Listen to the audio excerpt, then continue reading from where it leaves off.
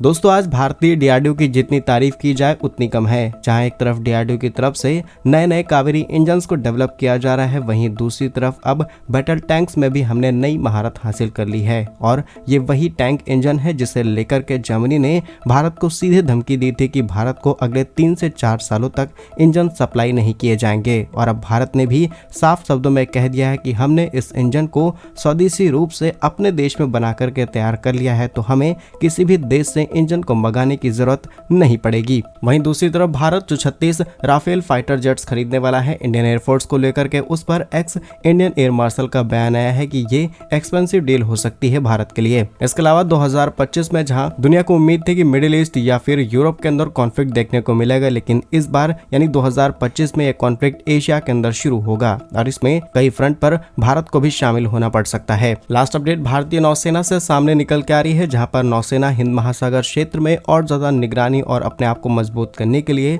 लंबी दूरी और हाई परफॉर्मेंस वाले यूएवीज को डेवलप करने जा रही है। तो आज के इस वीडियो में सारी इंपॉर्टेंट अपडेट डिटेल्स में आपको बताते हैं। यदि आपको हमारी ये न्यूज सीरीज पसंद आ रही है तो आज के इस वीडियो को लाइक और चैनल को सब्सक्राइब जरूर कीजिएगा। सबसे पहले डीआरडीओ से आ रही अपडेट की बात की जाए तो आप जान रहे होंगे कि डीआरडीओ ने काफी बड़ी सक्सेस हासिल की है सिर्फ 1-2 साल के अंदर। सबसे पहले हमने कावेरी इंजन को डेवलप किया जिसके टेस्ट ऑलरेडी रशिया में शुरू किए जा चुके हैं, लेकिन वहीं दूसरी तरफ भारत के अंदर कावेरी इंजन के दूसरे वेरिएंट को भी तैयार करने का काम शुरू किया जा रहा है, जिसमें 90 किलो न्यूटन या फिर 98-100 किलो न्यूटन तक के थ्रस्ट के साथ हम ऑपरेट करेंगे और इसे अपने तेजस MK1 हो या फिर 2 के अंदर इजीली इस्तेमाल किया जा सकता है। भारत की पूरी तैयारी है कि डिपेंडेंसी को किसी भी हालत में रिड्यूस किया जाए, फिर चाहे हमारा सालों पुराना दोस्त रशिया हो, इवन अमेरिका, हम किसी पर निर्भर न रहें। लेकिन ये तो बात हो गई फाइटर जेट इंजन की। एक और बड़ी डेवलपमेंट देखने को मिली है, जहां पर अर्जुन जो हमारे बैटल टैंक्स हैं उनके लिए भी फाइनली पूर्ण स्वदेशी रूप से तैयार किया हुआ इंजन तैयार किया जा चुका है।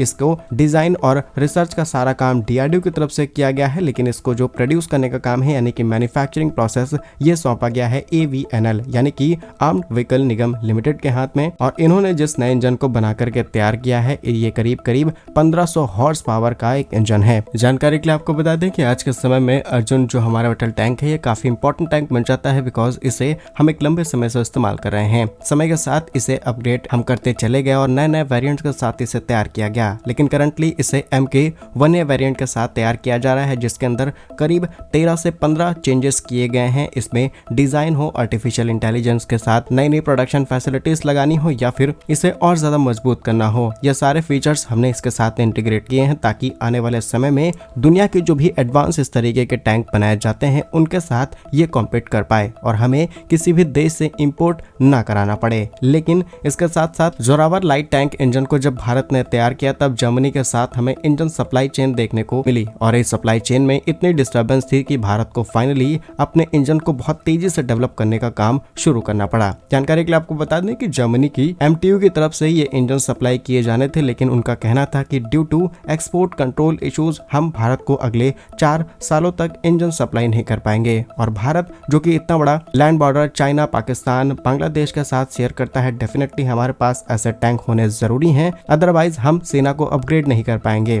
इस इंजन की टेक्निकल डिटेल्स की बात की जाए 1500 हॉर्स पावर, जैसा कि हमने आपको बताया 2400 RPM के साथ ये रोटेट करेगा, मैक्सिमम टॉर्क विज 5000 Nm और इस टॉर्क पर करीब 1600 RPM के साथ ये ऑपरेट होगा। और इस टैंक की सबसे बढ़िया बात यह है कि इसे किसी भी लोकेशन पर तैनात किया जा सकता है, एक्सट्रीम कंडीशंस हो, चाहे ऊंची पहाड़ियां हो, थोड़े दलदली क्षेत्र हो या फिर हर तरीके का टेम्परेचर ये आसानी से झेल सकता है। तो डीआरडीओ की इस बड़ी तैयारी के लिए कमेंट बॉक्स में जय हिंद जरूर लिखिएगा। Next important date Indian air force से सामने निकल के आ रही है, जहां पर एक्स इंडियन एयर मार्शल उन्होंने कहा है कि भारत को जो 126 नए medium multi role combat aircraft चाहिए इंडियन एयरफोर्स के लिए, शायद ये इंडियन एयरफोर्स के लिए एक बहुत ही बेहतर डील नहीं हो सकती है, क्योंकि इन फाइटर जेट्स को एक्वायर करने के लिए जो डिसीजन हम ले रहे हैं ये शायद राइट डिसीजन ना हो। जानकारी के लिए आपको बता दें कि भारत के इस MMRCA कार्यक्रम को 2007 में शुरू किया जाता है, जिसके तहत अंतर्राष्ट्रीय कंपनीज को हम पार्टिसिपेट कराते हैं अपने फाइटर जेट डिमांड को पूरा करने के लिए, और इस कंपटीशन में 6 कॉम्पिटिटर भी पार्टिसिपेट करते हैं जैसे कि राफेल, यूरोफाइटर, टाइफून और अलग अलग देशों की कंपनीज। लेकिन आज के टाइम पे हमारी जो बॉर्डर चैलेंजेस है वो पहले की तुलना में और ज्यादा बढ़ चुके हैं। चाइना जो बिल्कुल सर पर बैठा हुआ है उसने 6th जनरेशन के फाइटर जेट्स तैयार कर लिए हैं, और इसका रिसेंट एग्जांपल भी हमने देखा है कि अमेरिका के साथ जिस हम F414 इंजन को लेकर के एक कॉन्ट्रैक्ट साइन कर चुके हैं, दैट इज $1 बिलियन। इसमें अमेरिका भारत से ज्यादा पैसे वसूलने की कोशिश कर रहा है। तो बहुत सारे रीजन है जिसकी वजह से ये बताया जा रहा है कि ये जो भारत का नए फाइटर जेट्स खरीदने का प्लान है ये काफी ज्यादा महंगा पड़ सकता है। तो क्यों ना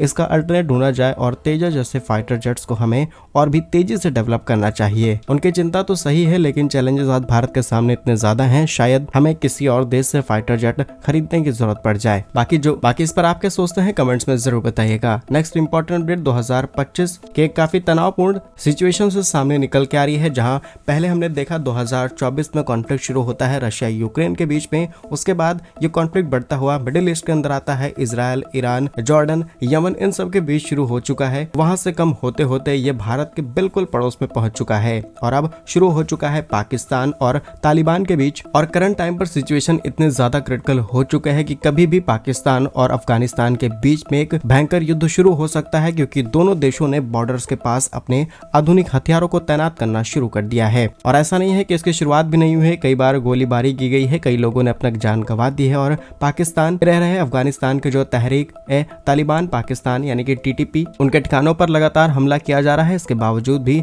सिचुएशन कंट्रोल होने का नाम नहीं ले रही। सिर्फ इतना ही नहीं, बल्कि जैसा हमने बताया कि पाकिस्तान बांग्लादेश के अंदर घुस चुका है। बांग्लादेश की सरकार ने वहां के लोगों के लिए वीजा प्रोसेस इजी कर दिया है, वहां से हथियार खरीदे जा रहे हैं, विस्फोटक खरीदा जा रहा है। तो डेफिनेटली ये चैलेंज भारत के लिए काफी ज्यादा बड़ा हो जाएगा। अब सवाल होता है कि भारत किस तरीके से अपने मिलिट्री पावर को और ज्यादा बढ़ाएगा, सो दैट ये सभी चैलेंज हम आसानी से फेस कर सकें। अब प्रैक्टिकली बात की जाए तो भारत के पास इतनी बड़ी मिलिट्री पावर है कि ये छोटे मोटे देश भारत का कुछ नहीं उखाड़ सकते, लेकिन हमें चीन से निपटने के लिए खुद को मजबूत करना होगा। आपकी क्या राय है कमेंट्स में जरूर बताइए। नेक्स्ट इंपॉर्टेंट अपडेट भारतीय नौसेना से सामने निकल के आ रही है, जहां पर भारतीय नौसेना में अब लॉन्ग रेंज वाले UAVs को इस्तेमाल करने के लिए कुछ नई डेवलपमेंट शुरू की जा रही हैं। बिकॉज हिंद महासागर इतना बड़ा एरिया है, इसे मॉनिटर करना, इस पर पेट्रोलिंग करना काफी ज्यादा चैलेंजिंग हो जाता है। ऐसे में अगर UAVs इस्तेमाल किए जाएंगे, स्पेशली एडवांस UAVs, और ऐसा भी नहीं है कि हम सिर्फ डेवलपमेंट के भरोसे बैठे हैं, बल्कि काफी बड़ी डील हमने अमेरिका के साथ की है इन ड्रोन्स को खरीदने के लिए। इनका इस्तेमाल करते हुए हम अपने सभी ऑपरेशंस इजिली कर सकते हैं, लेकिन चैलेंज और ज्यादा बढ़ जाता है, क्योंकि